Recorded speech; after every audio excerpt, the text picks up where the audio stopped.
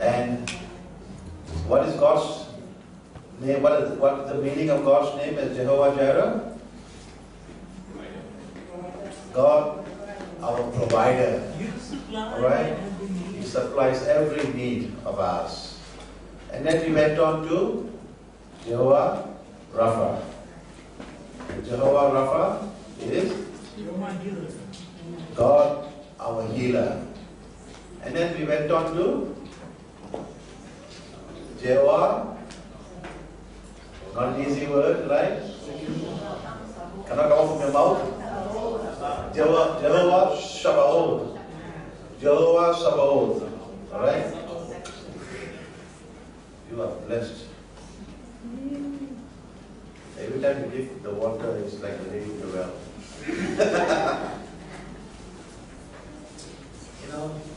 Jehovah Sabaoth. And what is Jehovah Sabaoth? The God of the heavenly armies. The warrior God who's with you, who fights your battles and grants you victory. Jehovah Sabaoth. And then you have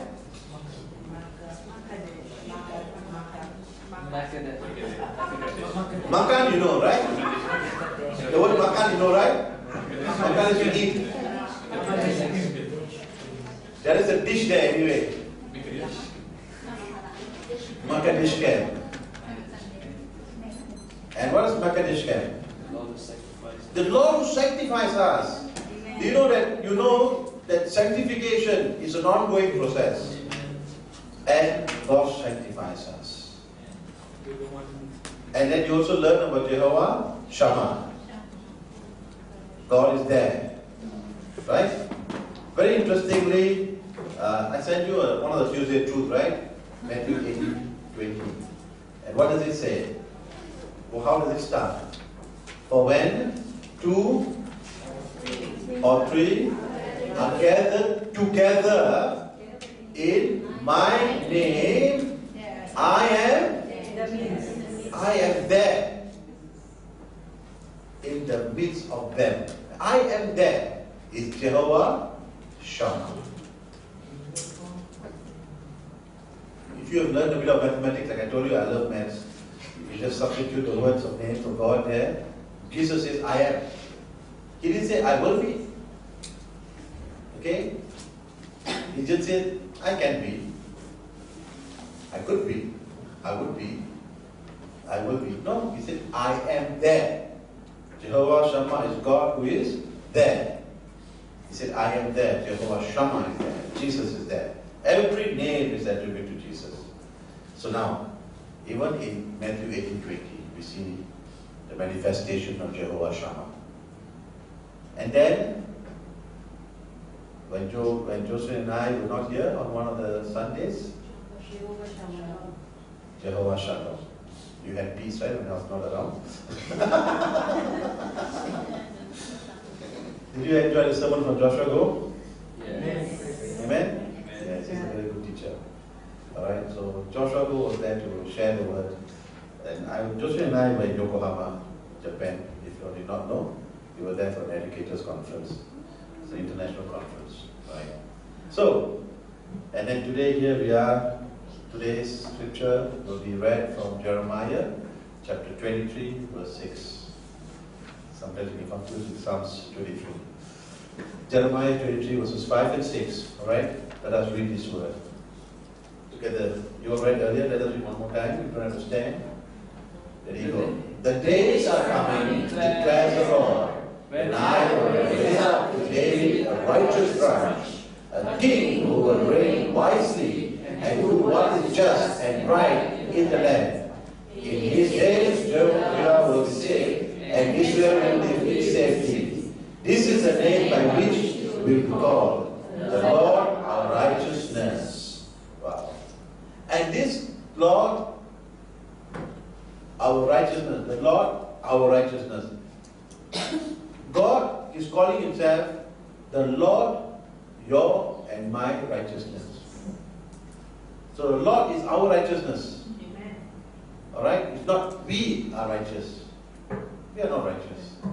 But the Lord is our righteousness. Amen. The Lord is your righteousness. The Lord is my righteousness. Alright? And the Lord of righteousness is Jehovah Sidkenu. Alright, Sidkenu. Sidkenu. D-S-I-D-K-E-N-U. Now, having been learning my Hebrew, okay, Sidkenu is it's called Zadi. The letter consonant, its name is Zadi. So that's why the Z comes. The Z is not Z, it's Z. T-Z-E. Z. Okay? Z. And after the Z comes another consonant called Kof. Q-O-F, Kof. It's Q. But in the normally when you write Sidkenu, they put T-S-I-D-K-E-N-U. But the best way to say is Q-E-N-U. Because the K sound is very sharp. Sidkenu. Okay? The S, the D is Dalit, and it ends there. Sidkenu. Alright? Jehovah Sidkenu. Don't worry, maybe in a few more months' time, I will teach you all the Hebrew alphabets. Then you can start enjoying yourself the Hebrew, which is really mind-boggling. You know, I will have cold sweat when I sit in front of my teacher.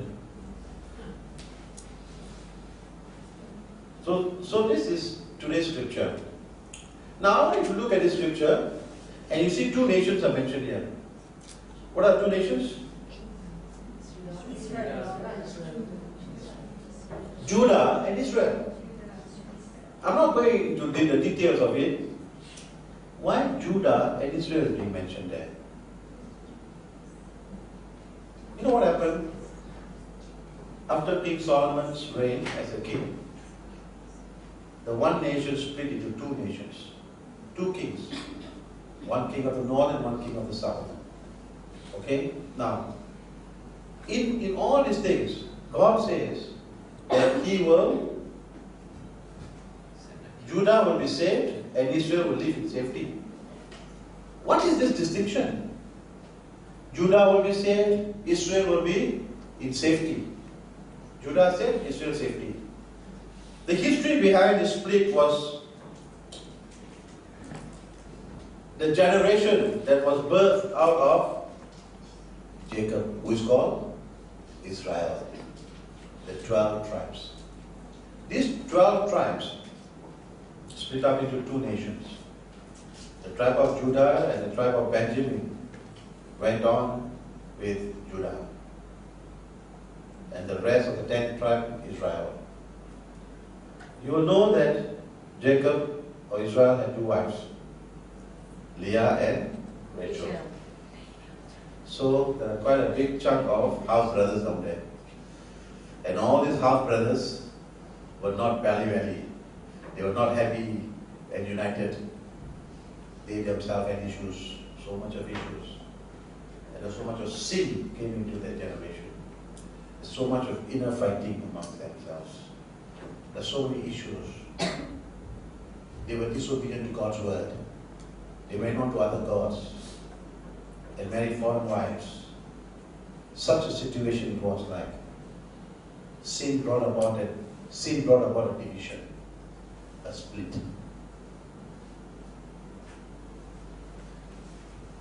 So God is a God that keeps His covenant. Remember, He keeps His covenant because He said it to Abraham that Abraham will be a father of a great nation. And this nation are numbered according to in relation to the sands in the sea. You can count the sands, you cannot count. Stars in the sky, try to count, cannot count. Such a numerous nation. At that point in time, it was observed to be 8 million. Such a numerous nation. But now they are split. You think God is just going to say, be split and happy? No, He's a covenant-keeping God. And when I read this, I was wondering, hey, why Judah saved and Israel in safety? Then as you read further, let's go on to Jeremiah chapter 33,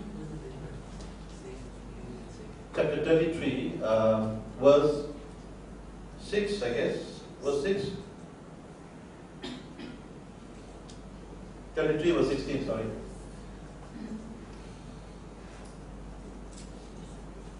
What did it say? In those days, Judah will be saved and Jerusalem will live in safety. You saw the same scripture? Amen. 23:6 and 33:16. This is the name by which it will be called the Lord our righteousness. So, how come now Jerusalem? Was that a typo error? Where did Israel gone to? What is paramount in Israel? That's why we always pray for the peace of Jerusalem. Everything happens in Jerusalem. And there's safety in Jerusalem. Whatever happening now in Israel, in Middle East, we can still trust God who is seated on the throne, the covenant-keeping God who will take care of Israel. Amen. Will take care of Jerusalem. Amen? Amen. Yes. You know, when I was reading this in comparison to that, then I remembered something. Yesterday I was invited to be in Batam for a school, this Ifrata Christian School. I'm an advisor. I was invited there to be there for their family day. Alright? And of course, I'll do the closing prayer, do some prayers, share some things with them and all that. There was a situation, one of the staff came running towards me and the owner of the school, crying away. She couldn't just control herself. Asking, what happened? Oh, this staff, another staff of ours, the son nearly drowned. Then I said, oh my gosh. Because this is the one place that we all can go for church camp anyway. Alright, it's like close lagoon, and they've got folk party and all that. The kids all had a wonderful time. So this boy, the mother was looking after, the grandmother was looking after him. He went into this man-made lagoon, which is not so deep. He went to a deeper end, he was putting up his hand like he was very frantic. His mother, not the grandmother, his mother from the stage looked at him and she ran. She went into the water and lifted him up, okay, and brought him to the shore. And then she was crying away. She said, I told the hotel to have 4 guards down there, they only put 2 guards. My son was nearly drowned and I had to run. She was the entire organizer. So she was really crying, trying to explain why she was crying and crying. She said, even when I walked, the water was up to my chest. But I don't know whether she walked with a knee down, or she walked straight up, you know. Because most of the kids were walking with their heads up and all that. But there is a possibility of being drowned if the lifeguards are not there. Everybody is busy and having a nice time. So that was dangerous. But you know, when I look at this thing about saved and safety, God brought me back to that image. That image was, the child was saved from being drowned. And he was brought back into safety into the arms of the mother. You understand? Yes. You and I are saved from being drowned and getting into hell. And we are brought into the safetiness of the arms of Jehovah. By His righteousness. We were all drowning through our unrighteousness. We were all going to die. We were all going to get to hell. But God, at an appropriate time in our lives, comes there and lifts us out of that unrighteous life and brought us into His presence, into the safety, that eventually we will be in His everlasting arms forever. Amen. Amen. Amen. That is Jehovah Tsidkenu. He covers us in His righteousness. And this Tsidkenu, Jehovah Tsidkenu, in here, the Lord, our righteousness. And if you went on to verse Jeremiah chapter 23 verse 5, let's go to Jeremiah 23 5. Who is this Jehovah Tsidkenu being attributed to?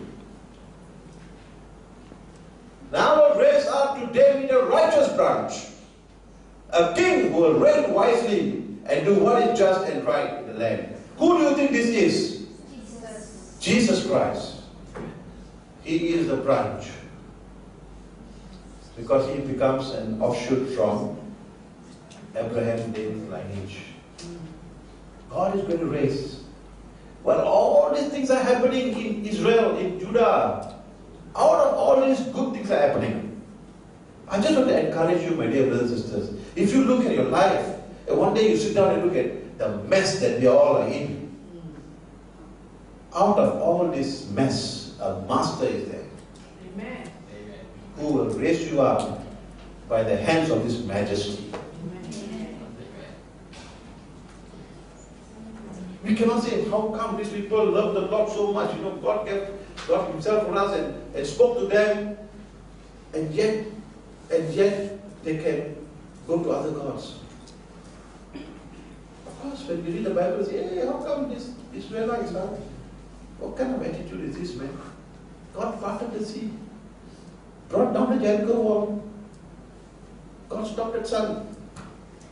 God did wonders, and yet, they will go for other gods. This is because, I tell you, we were born sinners. But we long for God in our hearts. You notice, many, they long for God. Many long for God. They seek for God's love. Many. If you could see a Hindu, the way he prays, oh my gosh. The Muslim, the number of times they pray, oh my gosh. The Chinese, they take a joystick, they pray. They're all seeking God in their own ways. They are seeking God. We seek God. Almost every day we worship Him, isn't it? Everybody is seeking. But there is only one way. And the way is through Jesus Christ. Amen. The branch of David, the Lord of righteousness, the righteous King, the servant righteous King in Isaiah. Servant righteous King. Wow. This is the King. This is the one that we worship. Where does our righteousness come from? It can only come from God and nowhere else. Nowhere else. You know, even as I was preparing this message, a memory of my oldest brother. He was like a father you all know. My father passed away when I was 12 and he was there for us, and when he passed away, he got saved. Just before he passed away, he got saved. He was saved. He was a person that his lifestyle was not very good. Alright? He had a sinful lifestyle, but he was our eldest. He provided for us. We were his priority. We as the children, 11 of us, were his priority. 10 of us, because he was in the 10. We were his priority. But he also had a lifestyle. But we were all not believers. Neither was I, so we just accepted as whatever provision that comes is necessary for us. You know. I still remember the time that I wanted a football boots and we could not afford. He brought me to the supermarket to buy my first soccer boots, which is called Dodge, made in China. Alright, well, everybody were wearing stylish soccer boots, I was not. But you know, he could afford that much, but he provided for me. Once I played truant, I didn't go to school. I went to watch a movie called One Flew Over the Cuckoo's Nest. Jack Nicholson. I didn't go to school, and I was caught. My sister found some absence from class sleep, and she complained to my brother, and my eldest brother took me for a walk. He didn't scold me. He said, just tell me, what is the problem? What is the situation? Why did you do that? I said, there's so much of control in the house, I can't go for my own movie. My friends have to go for a movie and I can't go for a movie. So I got to find a way out.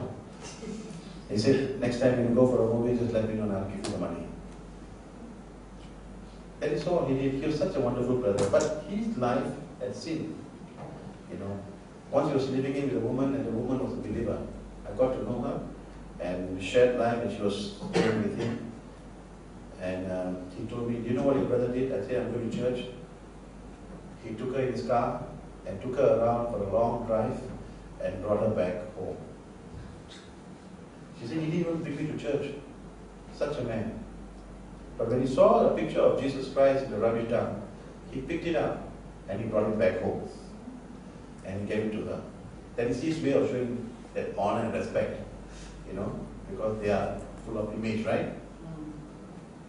But when he was in his sick bed, his friend came to his bedside and ministered to him and led him to Christ.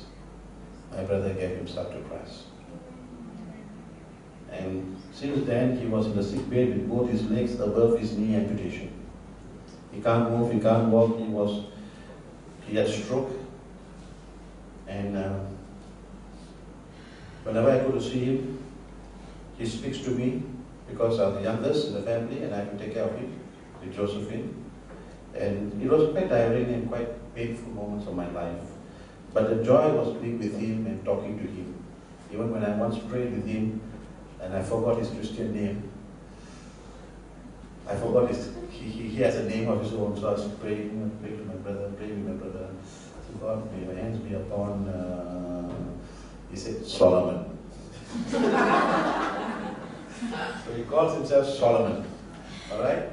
A wise man. But I want to share that on the day that he passed away, it was a confusion in my family. And that confusion came about because the whole family were Hindus. Okay? I was a Christian then, and I was only a deputy pastor in Mount Olive Church at that time. And I know that he's already a Christian, and I know he's saved. So now, whether it's going to be what kind of funeral. So my entire family gathered in my home. They have a lot of respect for me. When God raised me up to be a believer, they rejected me. But along the way, they began to love me because I stand for the word of God, because I believe in showing love to them. I do not partake in any of their practices and they honor them in me. All right? And when they came to my house, they're all much older than me. I told you that at the 10 and 11. All right? And they were waiting for my instructions. And I came in, I told them, I said, he's passed away, and you all know that he's been baptized, and he's a Christian already. He's with the Lord. So, whatever ways you want to do the funeral, go ahead. So they all got a shock with me. They thought I'm going to fight and defend for a Christian funeral. I said, no, it is finished. The work is done. However you want to bury him, it's up to you. And then they said, no, what is your view? He asked me. I said, his daughter said that she wants a Christian funeral for her father. I think that we ought to honor her, but anyway, you are the elders, you all decide. So they said, okay, we will have a Christian funeral. Then my second brother said, how much money you need, let me know. You'll all contribute. So, and at that funeral, they saw my brother dressed up and in the place that he was. Everyone who came, they were all shocked that he was a Christian. The whole big entire relatives came that he was a Christian and that I was a pastor. And they saw him with a coat, with a tie. He looks like it's been a very honorable funeral. My sisters all dressed up very nicely like movies. In normal Hindu funerals, you all start crying and all that, right? Running around and crying and all that, right? Everybody probably watched movies. They came down there nicely dressed up and shook our hands, Josephine hands, and it was so nice to us because we took care. We showed God's love. But what I'm trying to tell you is that he lived a life. He never really talked about him. I mean, I praise him all the time with my family. He lived a life where he was living a sinful life. He was divorced, he was remarried, he was married, he divorced, and remarried, divorced, and slept, and stayed with a woman, and all his life that he had. But God saved him. God saved him while he was a sinner. And he was bedridden. And I told him the reason why God has put you here is for you to intercede and pray for the family. He said, do that. It's a joy being with him. He's full of positive things. He said, if I can be discharged from this place, I'm going to work hard and support a family. But he cannot. Both his legs are gone. But he has always a good intentions He's full of all. Never grumble. Why you didn't come visit me? I'm in the hospital all alone. None of you are visiting me. I took care of you. Nothing of that sort. He's always full of blessings. Now, that has been a man touched by God. And you know what? I had to put on the advertisement, right? In the obituary. And what scripture to put? I lost it. A lot of things are happening. Emotionally upset. And all that. And some things happened with my nephew. A little younger guy, but he said some things to me that hurt me. And he sent a message to me on the handphone. I don't know why. I could not read that message. That was not nice to read. But the scripture popped up in my handphone. God gave me that scripture. And it says this.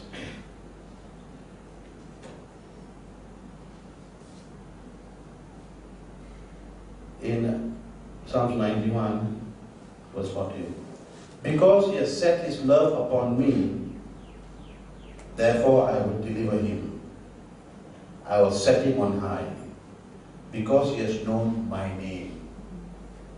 And I believe at this point in time, my name is the Jehovah Tsidkenu, the righteousness of God that covered him.